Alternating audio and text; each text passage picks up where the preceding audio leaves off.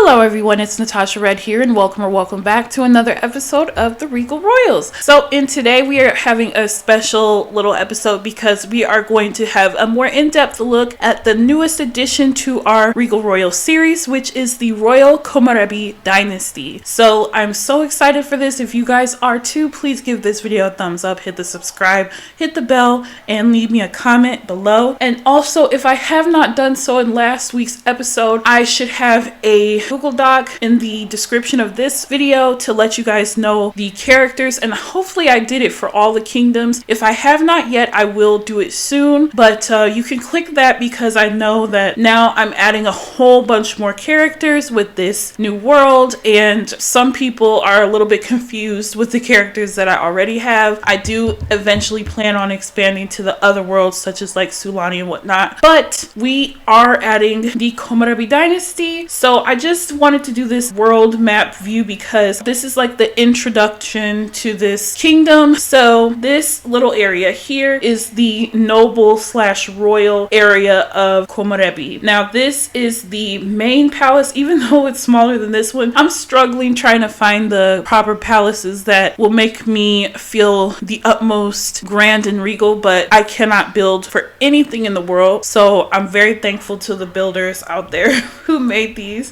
But eventually you might see some of the buildings change as people build more and make more like grand, builds and whatnot. But this is the main palace, and they stay here because they want to stay around their family. And we have some family members in these houses here. This is a more civilian area. This is the main palace for the holidays in the winter time. And in my storyline, it is about to be winter. It probably will be winter in this episode, even if we don't do a gameplay, because we just finished with the Harvest Fest episode, which was close to the end of fall, which I hope that you guys did have a good Thanksgiving despite, the possible COVID restrictions you might have had to deal with. But anyways, this is the touristy area and excursions and whatnot, civilian area here and royal area here. So I'm going to go into cast or into live mode so you guys can see the characters in a more in-depth manner. But also I just want to do another disclaimer like I did in my cast video if you didn't watch that one yet, because there might be some confusion otherwise. These are the siblings of, the houses of the siblings of the Empress. So let's get into that family first. So I think that's what we'll do. Okay, you guys, so this is the Royal Komorebi family, and as you can see, they're all in their winter gear. So we're gonna go into cast so you guys can see them better. Okay, you guys, so we are in cast mode because I figured that would be the easiest way for me to kind of go through this, because otherwise the characters would be walking all around and the game would be laggy and all that. So this is, oh wait,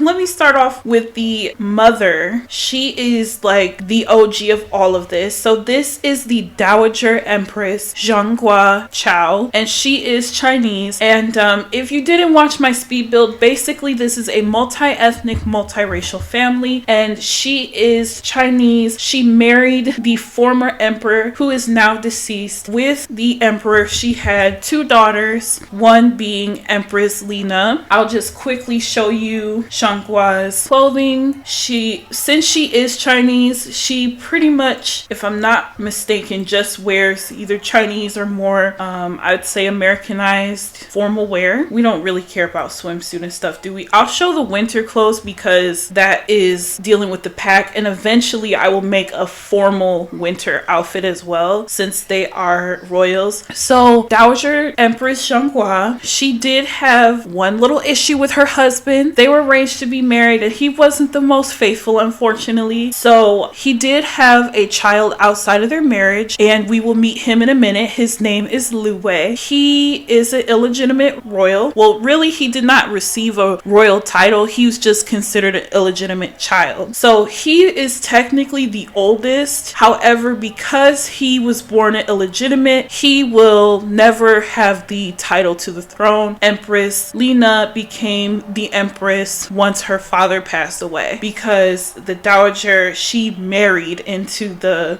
royal lineage. So she has the proper good and cheerful traits, and she basically instilled values in her two daughters because she does. I don't know if I mentioned that already, but she has two daughters, and she instilled in them to basically be good mothers, good wives, and Empress Lina to be a good and honorable queen. So that is very important to her, and she also instills those values into her grandchildren as well, and she loves living with them and just being in the presence of her family. So she's a very sweet lady. She's pretty, I think she's pretty fashionable and like iconic, and she's very well loved by her people. But you know, she's just like, you know, just enjoying her last years with her family. So now let's go to Empress Lina Komorebi. Since this is the Dowager Empress's child, she is also Chinese. However, she married a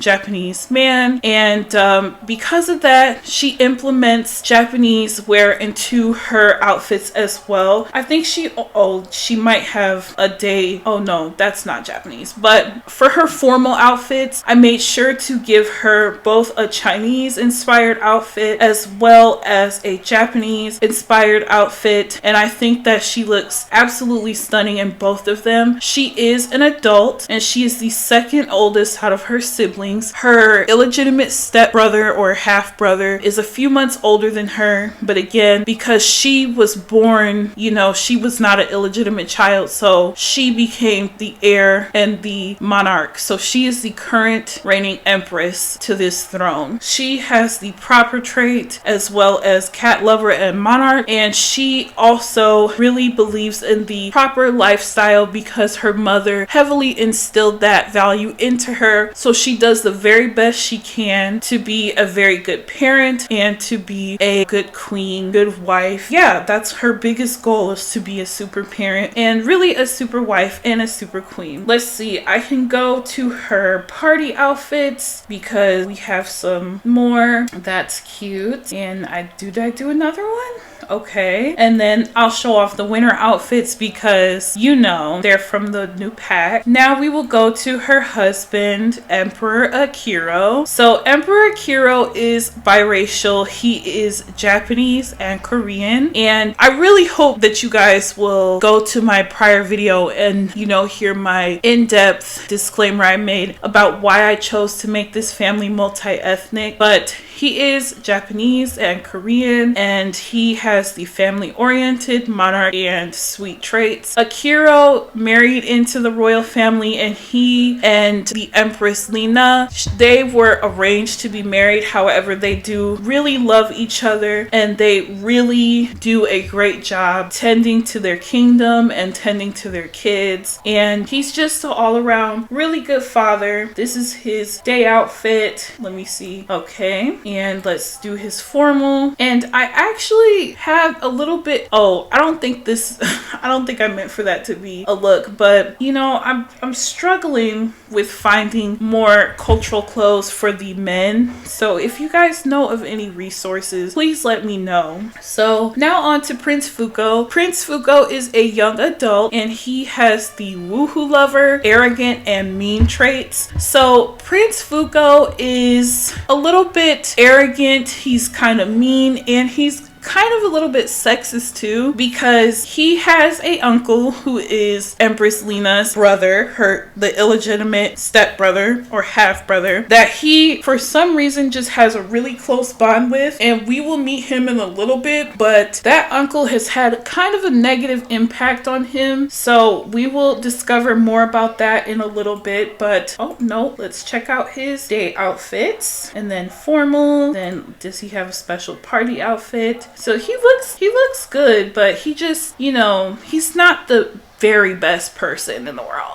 Let's just say being the heir to the throne has gone to his head a little bit. He wants to be a serial romantic, and he has a woohoo lover trait. So he really gets it in with the ladies, and you know, because he is going to be the future emperor, you know, they really have no problem throwing it to him. You know what I'm saying? Let's go into the second child in line. This is Princess Ming Mei. I couldn't put princess because, you know, the Sims stanky ass only let you have so many characters. But this is the beautiful Princess Ming Mei. I noticed when I made the first generation of royals in like Newcrest and Oasis Springs that they really looked grown as teenagers. So I tried really hard to not do that with the teens in this world, because I want them to actually look like teens and not grown ass adults, because then it's no fun when they actually do become adults, because they're gonna basically look the same. So I tried to give her a more youthful feel so that she looks more mature and just like blossoming into a young woman as she gets older. But she has the super keener and the adventurous trait, and super keener is just a well-rounded sim. So she's a pretty decent human being. She also is very influenced by the proper lifestyle, because you know all the women in her life implement that to her, and they really emphasize to her that you need to find a good partner and become a good mother and a good wife one day. But right now she's more so focused on like just exploring her kingdom as much as she can as like a regular normal person. So she really enjoys hitting the slopes and things like that. And then let's go to the baby. This is Princess Ailey, and Ailey is an adaptation of a Korean name from a Korean pop star that I love named Ailey, and she has one of the best voices on the planet. So that's where I came up with the inspiration for Ailey's name. But she's a cute little girl. I tried to use the new hair from the pack. So actually I don't know if I couldn't remember what outfits I gave little Miss Ailey, but yeah, she's such a little cutie. And then I don't have many royal families with pets, only before it was just Oasis Springs, so I wanted to give them a kitten and a puppy. And so this is Mochi and this is Matcha, and I think that they're both so freaking adorable. So yeah, let's go on ahead and go to the next family. Okay, you guys, so now we are on to the next set of characters in the Komorebi family. So this is the trusted advisor. This is Lu Wei Chao, and he is the half illegitimate brother. I don't want to call him like illegitimate, it's like really rude, but it's like, it's for the royal purposes, that's what he is. But he's the half brother of Empress Lina and Duchess Yulin, which you'll meet Yulin in just a moment. But he is bothered, he's jealous, and he's a little bit mean. And he's kind of bitter because he feels like he should be the heir to the throne because he's the oldest. And he also feels like men should be the ones in positions of power. He has kind of like a bitterness to him because he is raising his two girls by himself. His wife died after giving birth to their youngest daughter. So as a result, he has some pretty intense resentment towards them, and especially towards his youngest daughter. And even though of course it's not right to blame her, that's what he does. He's just kind of a mad at the world type of person. This is Song Chao, and this is his oldest daughter. She is a young adult. Oh, I forgot to mention Lu Wei is also an adult. This is Song, and I think she's so pretty. I mean, all of them are really cute because I make baddie sims. But anyway,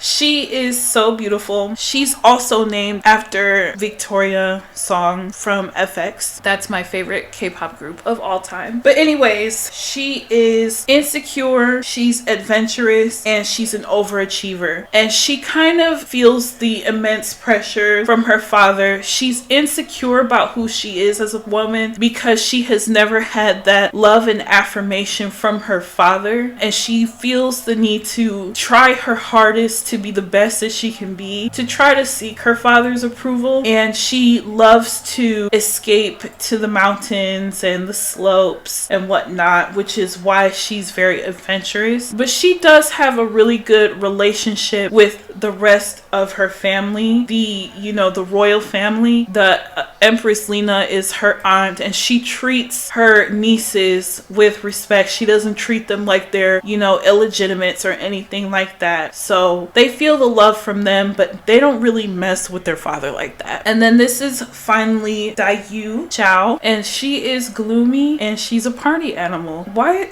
Let me put her in a different outfit. I'm weak. Well, y'all were gonna see it anyway. It's Snowy Escape outfit. But anyways, this is Dayu. She is a teenager, and they are all Chinese, if I didn't mention that already. But she has, I really empathize so much with Dayu because her father is really mean to her because he kind of puts the blame on her for his wife's death, and that's not really right or fair to her because, you know, it's not her fault that there were. Why does my good sis have no shoes on? I'm weak. We're gonna pretend that y'all didn't just see that, but you know, it's not her fault. You know, that's so evil and unfair to put that blame on a child. So she really feels that, and she doesn't feel much happiness being home, which is why she's a little bit rebellious and likes to go out and party as much as she can to kind of escape the problems that she has at home. But she has a really good relationship with her sister, which I think is so important and so needed. And I don't know if I mentioned this, but she is a young adult. Okay, you guys, so now I am with the final royal sibling, and this is Duchess Yulin Chao Pan, and she has the last name Chao Pan because she is married. So this is Duchess Yulin. Let's see what her traits are. She's a winter child, dance machine, and a glutton.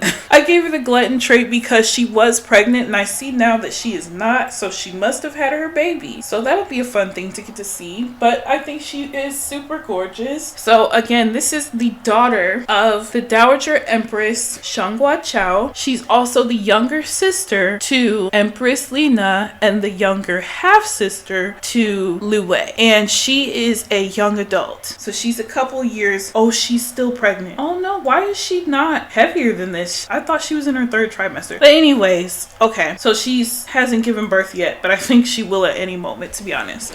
Okay, so she is really, really sweet. She's really loving. She loves her nieces and her nephews, and even her little stanky sexist nephew, Prince Fuko. She loves being around her family so much, and she really bonds with them through the, you know, wonderful winter activities. And let me see, does she have, yeah, only the main royal characters have Chinese and Japanese clothing, I think. But yes, Duchess Yulin is Chinese, and so is her husband. So I love this look on her. But anyways, let's see what her party look is like. Oh my goodness, oh my god.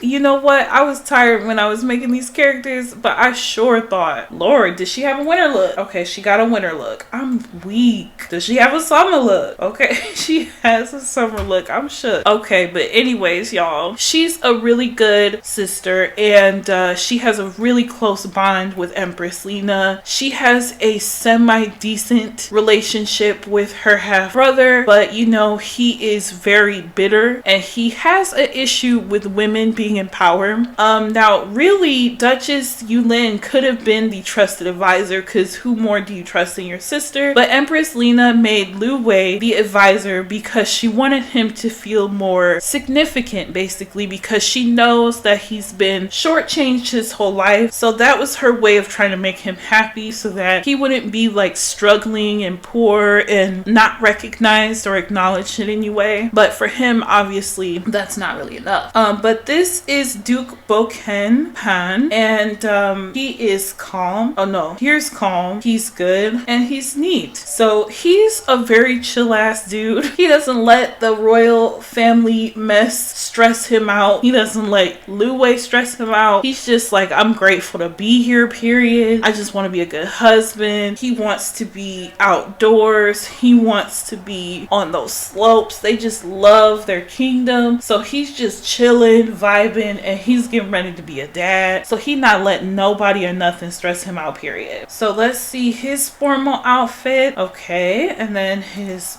party. Does he have one? Okay, that's interesting. But I think he is such a little cutie. So I think that he and the Duchess are gonna have the most beautiful babies, period. Let's see. Okay, period. And then winter, because we want to show off the new pack. So yeah, you guys, so that is a more in-depth look at these characters. Okay, you guys, so I just had to see if the Duchess was still pregnant. I was so surprised to see her not looking very pregnant in cast, because she is like 3rd trimester pregnant, and I don't know if she's having a girl or a boy, so I'm really excited to find out. But yeah, so I think that we'll end this episode here, because it's not the most like funnest. Oh, look at them. But I did want to go into more depth and detail about the characters so that you would know who they are and their dynamic a little bit. This is so adorable. But yeah, you guys, so if you enjoyed this, please give it a thumbs up, hit the like button, comment, subscribe, bell icon, and